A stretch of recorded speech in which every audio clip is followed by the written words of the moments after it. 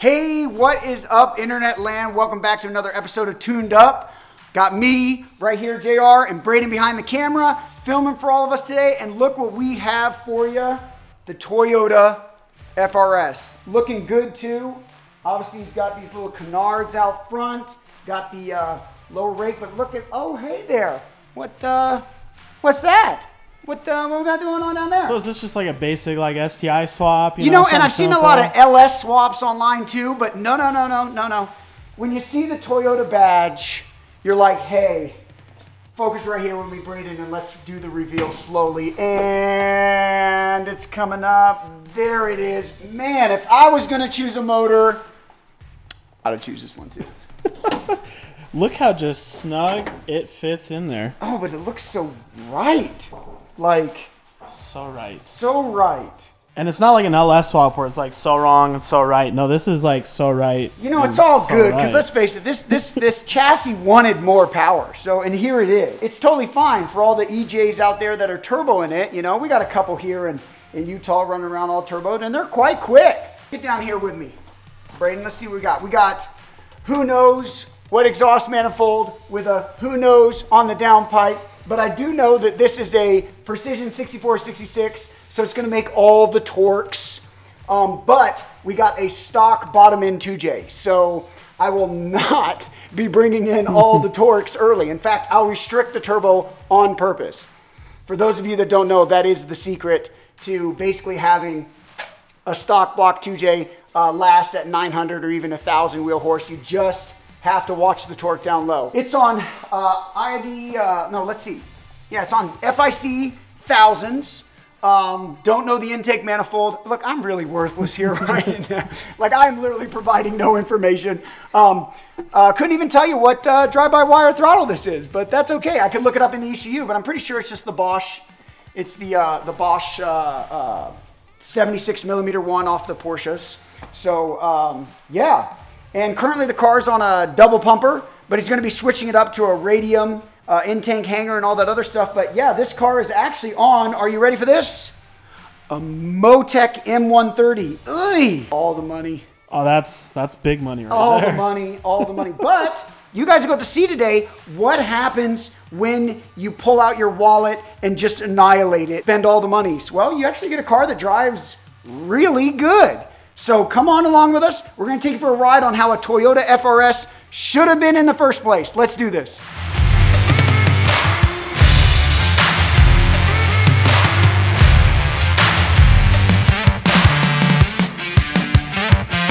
I like that Motec uses a Cat 5. It's just so easy. It's like every computer has it. We're not using any USB interface or serial interface but once again, that's what happens when you spend all the monies. So what's better? Is it a Cat 5 or is USB better? The Cat 5 is just so easy. I don't know. Like, if you're asking me a speed, from like a speed standpoint, I need some of the dorks out there on the internet to get, look, I'm good at tuning, but I don't know. Yeah, I'm not going to know the MBS per second speed of those two. Okay, you ready for a total cold start? Let's get a cold start. Here we go.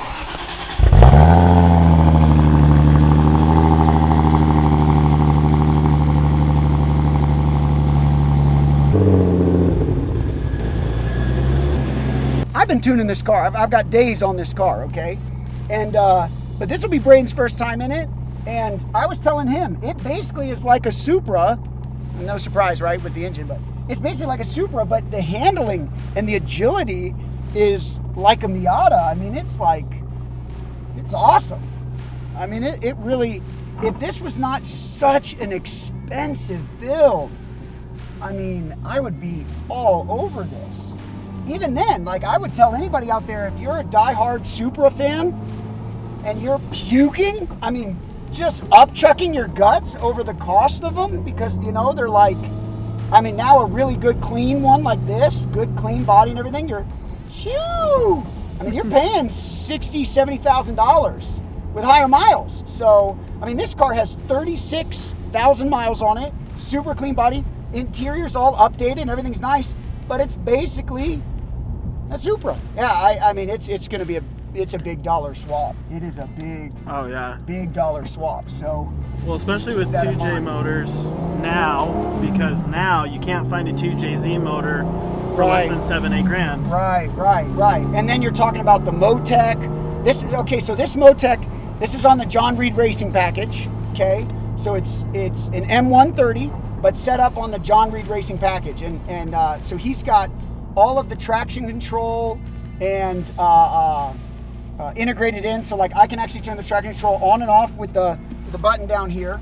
Okay, and yeah, I've had to spend some time dialing it in to where I like it, but man, it's a great car. It's a fantastic car. Yeah, and tuning out the Motec has been great for me, and I've enjoyed it. So what can I say? I mean, yeah. Owner is currently, the car is not flex fueled. So things that we're going to be doing in the future are rolling anti-lag, because that button's just fun.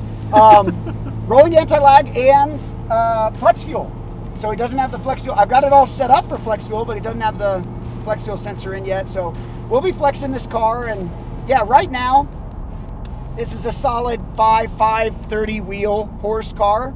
Once we go flex fuel, then yeah, we'll make it a solid 700 wheel car. And that, I mean, man, it's great.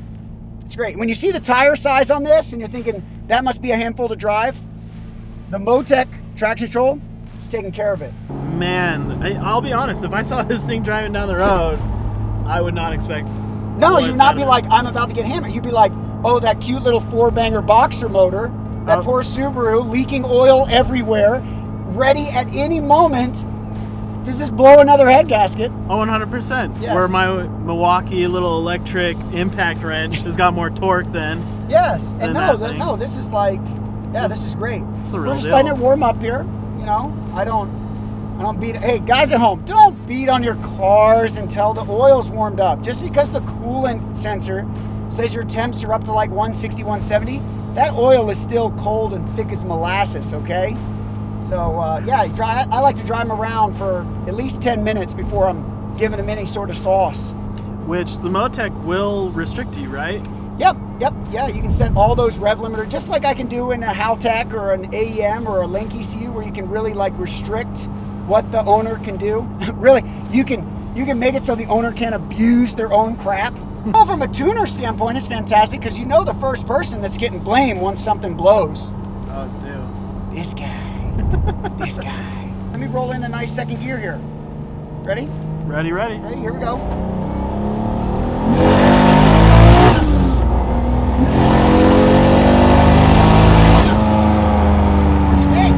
Wow. Yeah, cool, huh? Traction control was like engaging like that whole second gear, but it's not all over the road. It's just doing its thing, and sweet, huh? That's pretty sweet. Yeah, that's what I thought. I was like, oh, okay. That much power with this little car. It's Yeah, fantastic. You're like, oh, nailed it. Like, perfect. Man, that traction control is probably putting in some work though. 'Cause Yes, on those little tires, you're like, how is it? What is it? It's like 225. I don't even 225, know. I think they're like 225, like 40 17s or something. I don't even know. super small though. Nothing, not like some welds and a good 15-inch wheel. No. So that's going to be the big difference. A Supra, like if you guys go look back at that blue Supra that we filmed, that thing was swallowing some tire. Like it was getting it. Like, yeah, the traction control, that car's putting down over 1,000 wheel, and it was getting most of it down in second gear, even on these cold roads. But yeah, no, there's no chance. So that's going to be a big decider, is that, you know, how the ability of the Supra, you know, to really, the ability of the Supra to swallow some good tire, where this car is going to struggle with that. Yeah, especially if you're going to want to put down more power and. Yes, exactly. Sweet. Let's get it.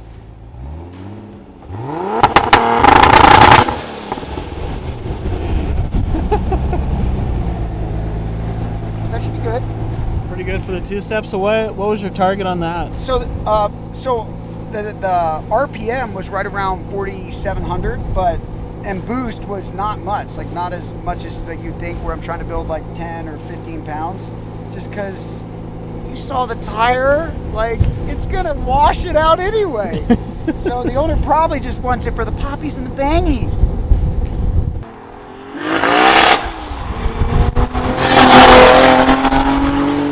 Just on your flyby there, hope you all enjoy that, but just looking over the log of what we just did, want to make sure the boost we're hitting and everything is proper. It's all set up for closed loop boost control, and I just want to make sure it's hitting the targets that we're setting up and everything. So, what are your impressions of the car, Braden? Like, nice, right? It's impressive. Like, as you said to me in the car, freaking hood, dude, is attacking me. Like what you said in the car a second ago, you like totally would daily this, and I agree. Like, this is annoying is what this is. Like, what if I did it like this? Okay, hold on. Yeah. Let's get smart here with the wind. Let's get, oh. There we go. Our IQ is rising right now.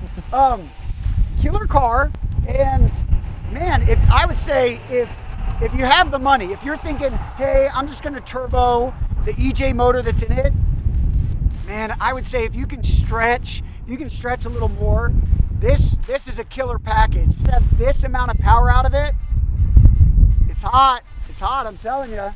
The other thing, you guys couldn't see this, but in the John Reed Racing package, he's got all of this up here. He's got all of this working and integrated. Like when the traction control is going off, the light's flashing at me, and yeah, I mean, it's good job. It's a Once pretty again, clean integration. you spend all the money. It's pretty awesome. I think that's like our motto of the channel. Yes. That I would say, yeah, you get what you pay for.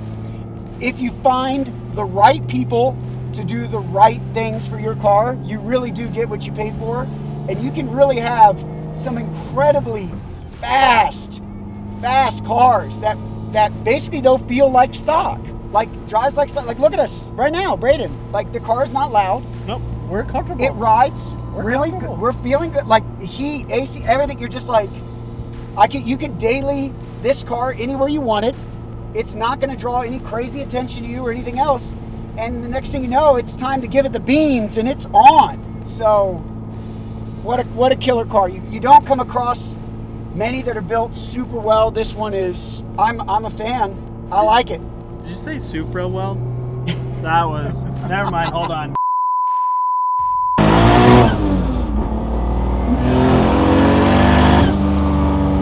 Man, those little tires are fighting for their life. For their life, but were you, anytime like when I was doing that, were you like, oh my goodness? Nope. No, you're just like, oh, look at that. Not a big deal. Not a big, like the car's not freaking wagging the tail. It's not doing anything wild where you're like, I'm gonna die. You're just like, oh, look at that. And at the same point, from a power perspective, it doesn't feel like it's like cutting like on a normal No, traction it's like, control. oh, it's moving, like, and this is the best part. Usually, like if I shut it off and the tires start to spin, you feel your body like nose forward as you lose that more momentum, and the car's just ragging around. You know what I mean?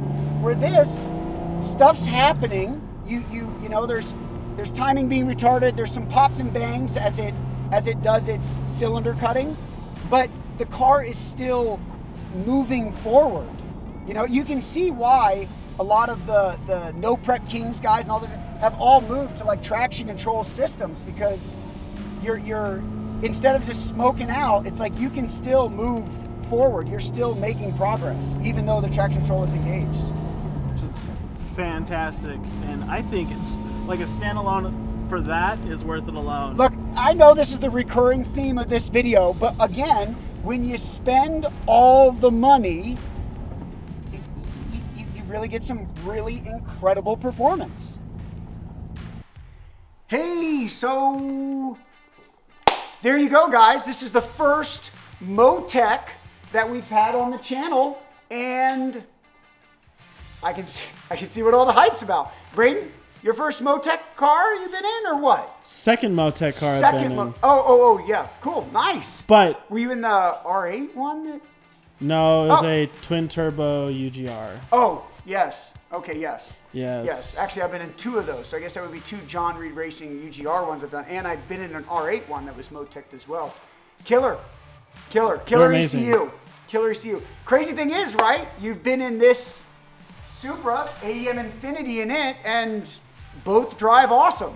So what I love is that the really what the Motec allows you to do, the integration with the dash and everything in the FRS, that's what's going to be really the deciding factor. For those of you that are thinking about doing this swap, the dash and everything is all CAN bus controlled, and I can't do anything with a Haltech Elite, an AEM Infinity, a Link. I can't run that dash. And so that's where the Motec comes in and makes a big difference. So hope you enjoyed this video. Hope you enjoyed this awesome car and this swap. Make sure you like and subscribe to the channel and check out our other videos if you haven't already, and stay with us here on Tuned Up.